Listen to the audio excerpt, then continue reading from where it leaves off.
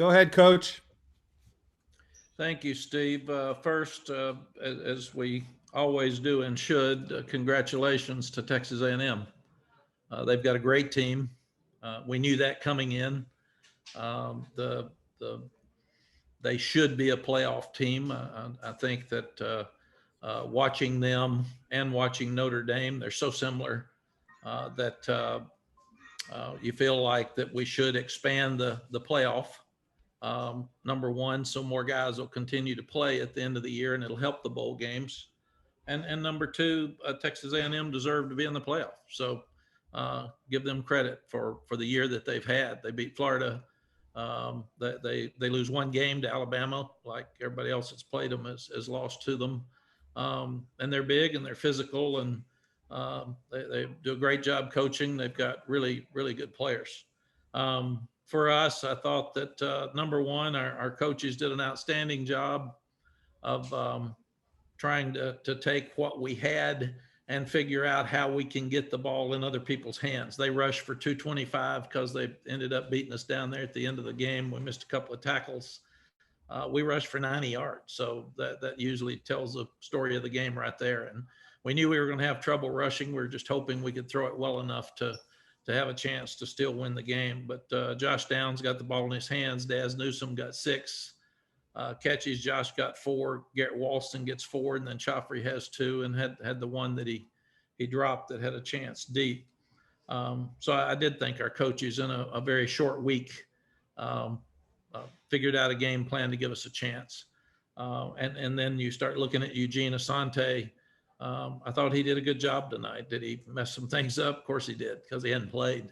But he showed that he's got a chance to be a really good player. So I asked the players to be physical, and they were against a very tough SEC team that's the number 5 team in the country.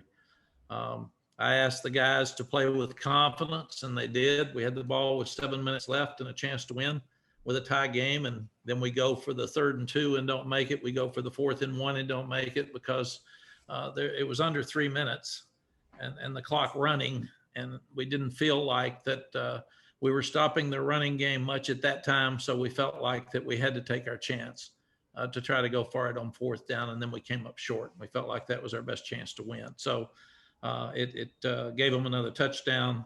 But again, this is a game you're supposed to win. So I'm really, really proud of the guys. I'm proud of the turnaround in 2 years. I told them in the locker room a few minutes ago that I'm proud that they got us here. And now the next time we come, we need to win.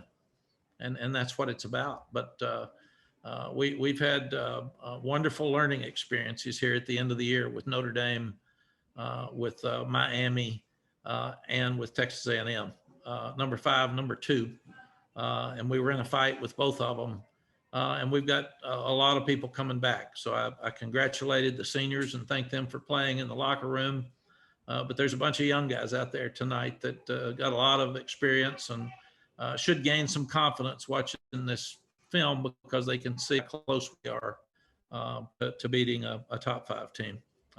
They let we let him gain 141 yards rushing, and then Smith, who we knew was really, really good, had 125 catching. So that ended up being the tough thing. The big play in the running game and a couple of big plays in the passing game really hurt us on defense. And we still didn't force a turnover. We got a couple of sacks in the first half. They changed some protections up in the second half. But I really feel like that Sam led well. He played well. He was tough. Phil used him as a runner more than he has in the past because we had lost some of our runners. So we got some rushing yards out of Sam. You start looking at, he had 50. Some at the end, that at least he got half of our rushing yards tonight. So if I can answer any questions. Guys, we'll take about 4 or 5 questions since it's around midnight and we've got about 5 players. So Andrew Jones, then CL Brown. Mack, they had 204 yards, 24 points in the fourth quarter, fewer points and almost that many yards through the first 3 quarters. What happened in that fourth quarter defensively? I think they wore us down. I mean, we hung in there, but you missed tackles. We had a lot of young guys out there, and it was a hot night, and I think same players for them, same players for us. And we had trouble moving it in the fourth quarter, and we had trouble stopping them. So I think, again, give them credit. CL, then Greg Barnes. Hey, Mac, kind of spinning this forward, given that you relied on so many young guys tonight, Grimes, Conley making plays, Downs with the touchdown, Coffey had a couple of big catches. How close do you think you are to kind of getting over that hump and being the team that beats, the top 10 teams?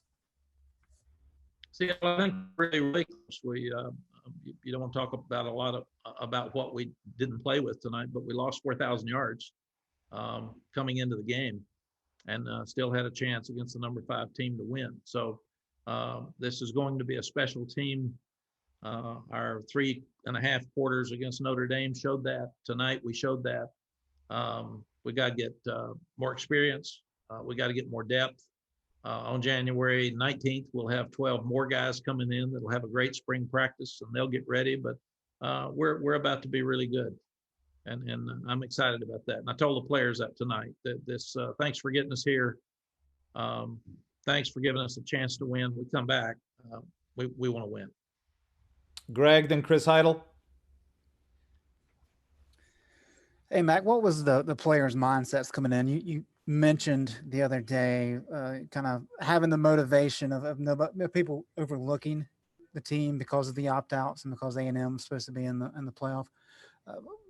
What was their mindset coming in, and what were you trying to kind of preach to them about what this opportunity presented? Yeah, Greg, well, there's 110 of them. So for me to tell you what their mindset was, they'd probably have to tell you, because it's hard to read the minds of 110 young people. But I do think that even if we had not had guys that didn't play, people were going to give credit to the number 5 team over the number 13 team.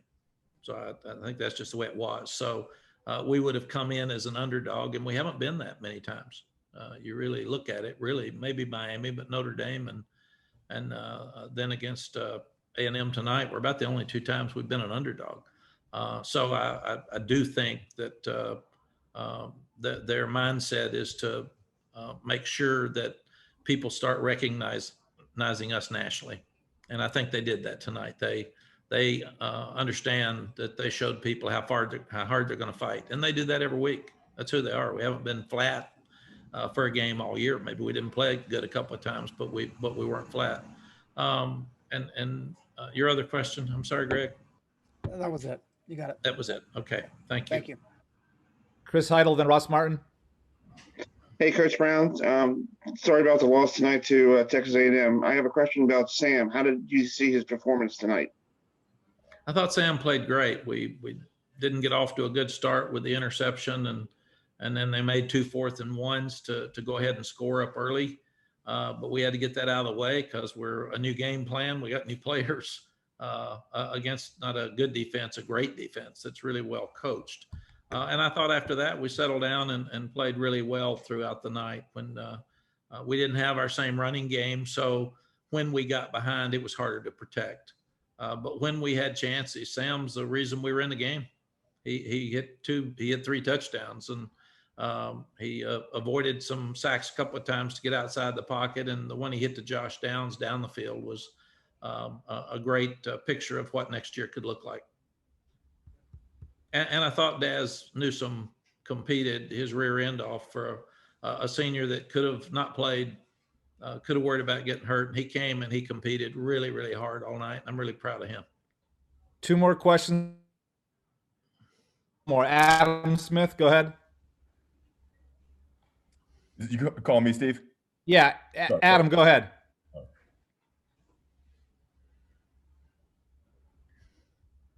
Mac, you mentioned, just developing a new game plan. Did you think the first half in some ways was about just trying to figure out what you had on the field, how it was going to look, what you could do, and then sort of trying to settle into the game? I mean, was there a lot of, in some ways, figuring it out on the fly a little bit? Adam, I thought it was. That's why we never used timeouts. And we had to use all of our timeouts, or 2 of them, because we couldn't get lined up right on offense. We had so many new players in there, and they were all confused. And anxious and nervous. So I'm in charge of timeouts. So I'd wait and wait and wait and wait. And I hate using those timeouts before we have them at the end of the half and the end of the game. But we had to use them because we were having trouble lining up in the right formations. And that's the thing. Give Sam credit. He had a bunch of new players out there. He didn't have his normal running game, and he still gave us a chance to win. Last one, Ross Martin. Hey Mac, I know if the play works, it's great. If it doesn't, it's considered not good. But I just want your thoughts on the 4th and 1 play call and the 3rd and 1 play call late in the fourth quarter there. No, they were, when you all turn it yeah, over. Ross, they were more physical than we were. And if you're going to beat a top 5 team, you've got to make a 3rd and 2 and 4th and 1. I mean, it's just that simple. We went for 4th and 4 and made it earlier. So there's no question that you have to go for it and you got to make it. And if we have zone read like we did against Clemson and we don't make it, is a bad call. If you run it up the middle and you don't make it by 6 inches, it's a bad call. So we got to do a better job. We'll get to watch all this and study it. They've got really good players. We even had a trick play that was wide open tonight for Garrett Walston. They blitzed us and nobody ever saw it. So because we didn't get it off. So there's a lot of things like that happened during the ball game, but we'll I'll be watching this tonight and I'll have a better idea of what happened on the 4th and 1.